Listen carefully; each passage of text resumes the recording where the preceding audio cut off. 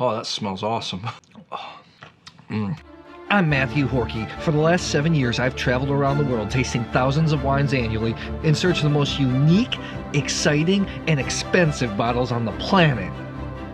So it took me a long time to get into fortified wines. I think it's because of the alcohol. Is it kind of weird to be a wine person and not like alcohol? I don't know what it is. I think I like the aromas in wine better than the sensation. And we have two of the iconic fortified wines. They're located in Portugal. We have Madeira from the island of Madeira and Port from the Douro. While there's a long history of great fortified wines all over the world, especially France, the Vendu Naturels from the south, or Spain, sherry for instance, when I think of fortified wine, I really think of Portugal. You have these two iconic wines. You have Moscatel de Setúbal. You have all the great Licorosos. When you harvest a wine grape, they're so high in sugar. So you have all the crushed grape, the grape must there. And during the fermentation process, brandy is added, this high alcoholic spirit, and it stops fermentation, leaves some of the unfermented sugars there, and that's why fortified wines have some sweetness to them.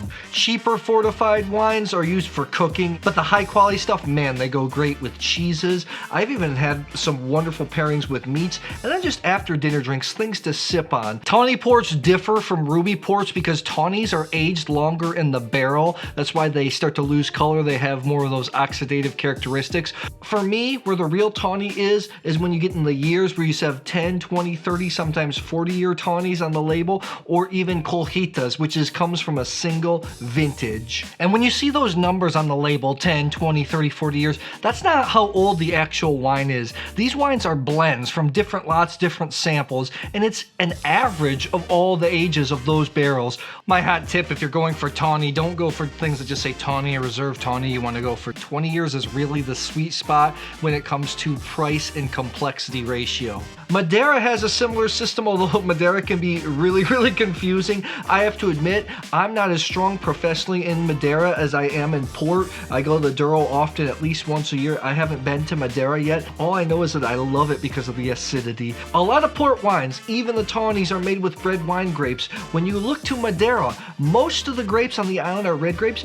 but the high quality Madeiras are usually made with white grapes. I find it so kind of contradictory that in Portugal, the land of blending, where it's all about the blending, the super high quality Madeiras are labeled by variety. I think there's 4, if I remember right here. We have Verdelho, we have the Malmsey as well, if that's the Malvasia, the Cercial, and the Bual. While Madeira is similar because they're fortified wines, it's a little bit different because historically, how Madeira came to be is those wines were shipped across the Atlantic or even into the tropics, and during those long, hot voyages, the wine would heat up, would oxidize, would basically bake, and that's what Madeira came from. People started to notice, oh, the wines taste a lot better once they start to get that heat. Usually with wine, you want to keep away from oxygen, you want to keep away from heat, whereas in Madeira, the high quality examples are aged actually in the loft, where the wine just gets heated up naturally. That's what makes it such a unique wine. Both of these are historic wines. The Declaration of Independence was even signed and toasted with Madeira. These styles of wines are a little bit nuttier, so they're not to everybody's likings. Me personally, I love this style of wine. It's so funny because you see a lot of wine professionals when you're tasting these wines, they're like, oh, it's interesting, and they'll score it high, and I always ask them, yeah, but will you drink it? Will you drink a bottle of it? A lot of times people say no.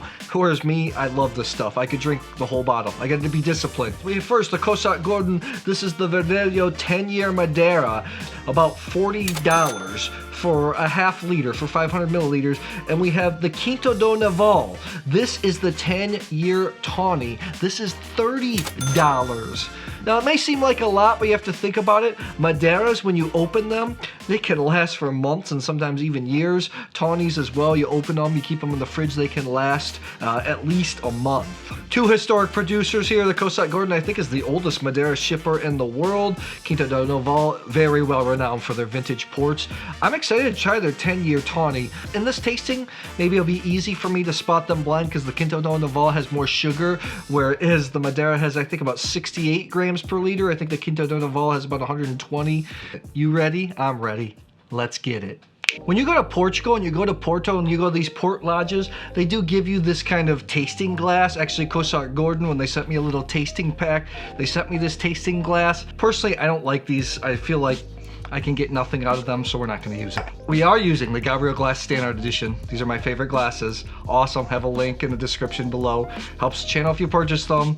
I think they do great with fortified wines, dry wines, white wines, red wines, you name it. Okay, first of all, we have a big time difference in color. Wine A here on the left is a lot darker, while wine B on the right is a little bit lighter. This might be too easy because the darker one I'm gonna guess maybe already is a port wine, because Tawny Ports are made mostly with red wine grapes and they're blends. With port, I know what it smells like. It's a little bit darker. I'm assuming this one here on the left is port. Strawberry, toffee, almond, nut, rhubarb, almost like a strawberry rhubarb. 10-year tawnies are going to be a little fruitier. As you move from the 20 to 30, they start to get a little bit nuttier, which I prefer. I really like the 20-year. This is pretty lively, pretty fruity. Even though port wines are sweet wines, they come in around 20 degrees of alcohol. They still have this lovely acidity. It has a nice little glow, not a big burn. It's a little bit fruitier. I assume that this is going to be the port. Let's look here on the right. This one more golden in color. Let's see what the differences are on the nose. On the nose, much different, much nuttier. This is more fruity. This is pure nuts.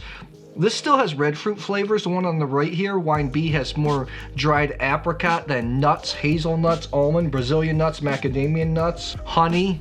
Oh, that smells awesome. One on the right's drier, still has some sweetness. It finishes real savory. These are both, you know, love these wines. I think more people are probably gonna like this style because it's a little bit more fruity. I am really digging the one here on the right. Let's give this a go one more time. Treating myself. Christmas cake flavors, more dessert-like. Whereas this, I could even have this with some kind of creamy meat dish. Oh, both good. You ready for the reveal? Both of these are outstanding wines. Just to let you know, you have more of a sweet tooth, gonna go for the one on the left. You want something a little bit nuttier, gonna go for the one on the right. You know, you might think that you're spending a lot, but when you think about it, these wines can last in the fridge for a long time, so you're actually getting quite a lot of value for money, especially when to sip on something just a little bit every single night. I think this is the port wine. It is. The Quinta de Noval 10-year Tawny Porto, 30 bucks. Really nice wine for the sweet tooth. For me right now, what I'm digging is this style. This is the Madeira. This is the Cossart Gordon 10-year Madeira Verdelho. 40 bucks, not cheap, and it's a smaller bottle, but hey, it is what it is. So tell me, what is your experience with Tawny Ports with Madeira? What are some of your preferences? Or do you like the other fortified wines like Sherry, Vendu Naturel? Let me know in the comments below. Thanks a lot. I'll see you soon.